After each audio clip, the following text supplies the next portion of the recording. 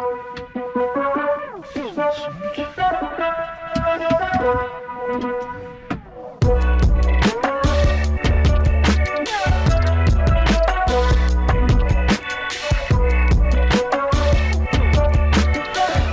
everyone, welcome back to another video here on Unplugged TV. It's good to see you back here on the channel. In today's video I want to talk about the Dashcam Viewer, which has been introduced with one of the last updates. I think it was 2020.12. I have totally lost overview. I don't know, there were so many updates in the last couple of weeks. Well, so far I have used an app on my mobile phone to watch the footage recorded by Sentry and Dashcam. But now with this update we can watch the footage directly on the screen in the Model 3. I made this a habit. As soon as I had a Sentry event, I unplugged my USB, plugged it into the phone and watched the footage back just to see if there was, well, just to see what was going on around the car when I wasn't here. And I will show you later in the video how this app works, and it is really good. They have updated the software constantly and made it a really good app. And a lot of these features are missing in the Dashcam Viewer in the Tesla Model 3 so far. So let's go and have a look how the Dashcam Viewer actually works. So you can now watch Sentry and Dashcam footage directly inside your car. So whenever Sentry activates because someone is approaching your car, someone was close to your car just walking past, or another car parked next to you and people get in and out, it triggers the Sentry event and starts recording. This is all something you know already. And now you can, with this update, you can watch this footage inside your car. You can change the camera view from left to right, to rear and to front. And you can see the picture quality is amazing. You can see all the details. You can see people walking around. You can see cars driving past. You can see number plates, all very clear. So very nice feature. But still, the Dashcam Viewer in the Tesla is lacking a lot of features which other viewers already had. See, before this update, I used the TeslaCam Reviewer app on my mobile phone. But this involves always to have to unplug the USB thumb drive and plug it into an adapter into your mobile phone and start the app. And there was all a bit... The Dashcam Viewer in the Tesla now doesn't really save you a lot of time. Because as you have seen, it's running now for, well, 5 minutes and nothing happens. So how do you know when there were actually people on the video? What was the trigger point for that? Because there's clearly nothing happening around the car. See, they're all parked. And how do you find this actual trigger point which triggered the video? So the person who came towards your car. Well, there's no other functionality in here apart from the actual play bar down here. You can see the time. You can see how long the trip is. You've got the garbage bin symbol here to delete the whole clip, and you can pause the clip and play. But there's nothing here to actually fast forward or so.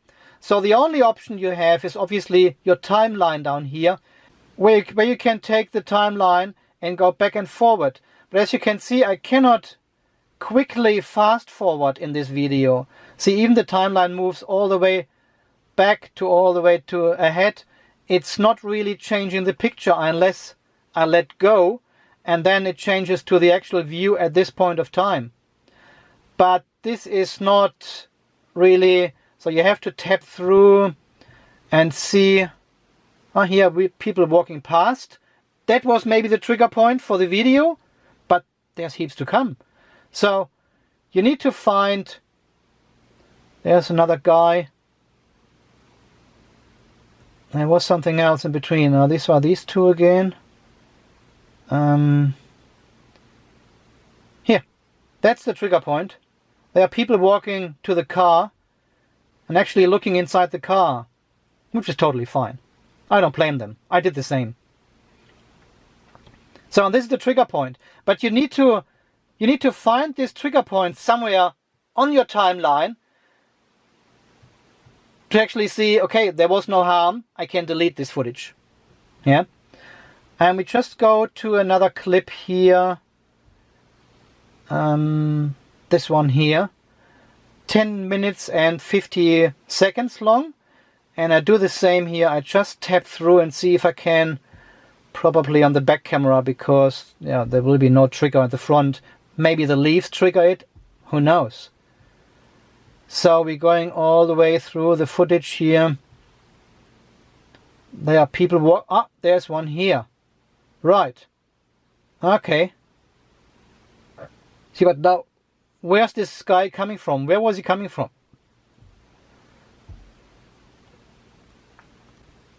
Ah, there he is. I found it relatively quickly now. Here they come. Ah, yeah, he's pointing. Oh, there's a Tesla. And then this guy actually came over. He looked at my wheels. Then he looked inside.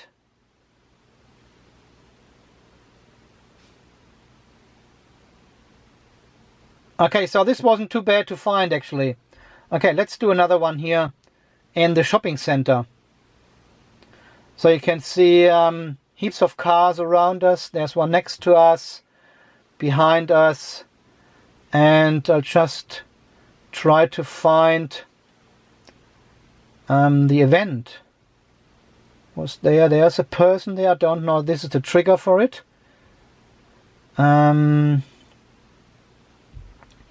Here's another car coming, parking in front of me. Was this the trigger? Well, I don't know, because there's still about 3 minutes left. So is there actually a person or something? Oh, here's a person. This might be the trigger. So as you can see, you can manage it. And after a while, you get a feeling where the trigger point is. It's usually at around 80% of the video. So it's more in the last third of the video. So usually there's nothing happening, because when it triggers an event in the dashcam, it records and saves the last 10 minutes from this trigger point. But it keeps recording for another minute and a half afterwards. All right, so let's have a look at these 3 clips in the app on my mobile phone. Okay, I just unmount this stick. See, I'm using this adapter here with a 64 gigabyte SD card in it, and this works super good. And then I have this SD card reader. Put the SD card in there, and this is a USB-C connection which plugs into the phone. I plug in the USB, and the TeslaCam Reviewer starts automatically. Alright, so we are now in the app. We can see at the top is the recent clips we recording while we are driving. And below are the 3 clips we just watched on the Tesla Dashcam Viewer here inside the car. So let's go to the first one. We're going in landscape mode. And you can see when I tap on the screen, there's a skip to event button. And the Tesla Dashcam Viewer automatically skips to the point where the actual person approaches. And you can see there's the person. So you can press this button and it jumps right away to the trigger point. So this was the trigger event and not the 2 people walking past the car.